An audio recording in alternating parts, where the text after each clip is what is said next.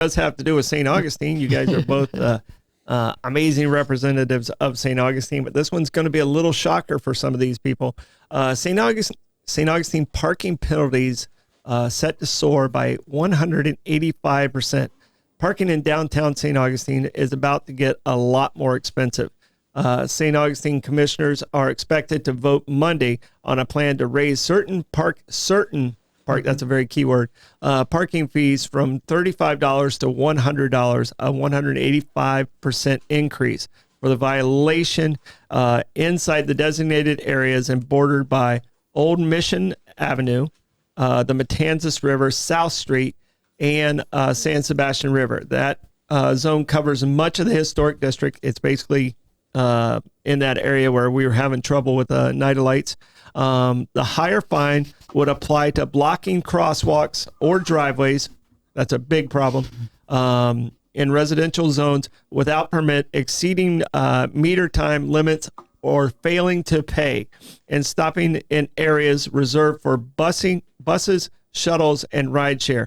The proposal also adds a new definition for transportation zones, including franchise stops, rideshare stops, and residential parking areas. City leaders say the goal is to encourage alternative transportation, reduce traffic congestion, and keep vehicles moving, especially during major events like Night of Lights. The measure notes congestion should be tackled more than just adding road capacity for single occupancy vehicles.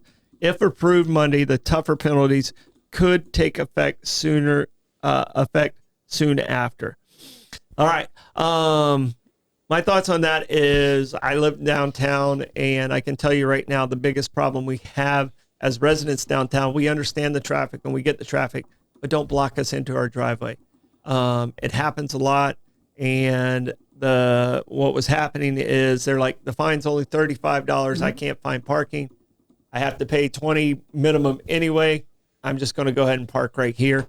And I believe this will deter it. So I'm very happy that this is taking place. So city, how it gets managed, and Chief Michaud, I know doesn't fall. A lot of people think this falls under law enforcement, but it doesn't fall under law enforcement. Everything falls under law enforcement. I mean, your cable's not working. Let's call the cops. You're not the one out there writing the tickets. We are. So, yeah, after hours, or it's certain areas where the parking people can't get that far. We take care of it. I mean, if somebody calls and we're closer, we're just going to take care of it. We're not going to make them go. But yeah, I mean, we had so much in the Nights of Lights, like you're saying. I'll just go and pay whatever it is. I mean, we had people parking on the fort lawn. I mean, a national monument, they parked on the grass, pulled up and parked on the grass.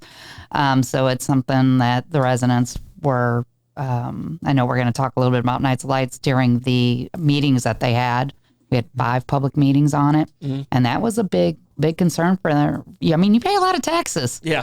And when you can't get to your house, I'd be quite angry too, or trapped that you can't leave your house. Yeah. I think that being trapped in is actually worse. We can find, I mean, we've had situations, being locals, we have a pretty good job of finding other parking places. We know where we're at, and, we can communicate with neighbors, but getting trapped in your house was probably the worst situation that we had. And then, they'll park on yellow curbs and they don't care, and then that affects him. It's just a nightmare.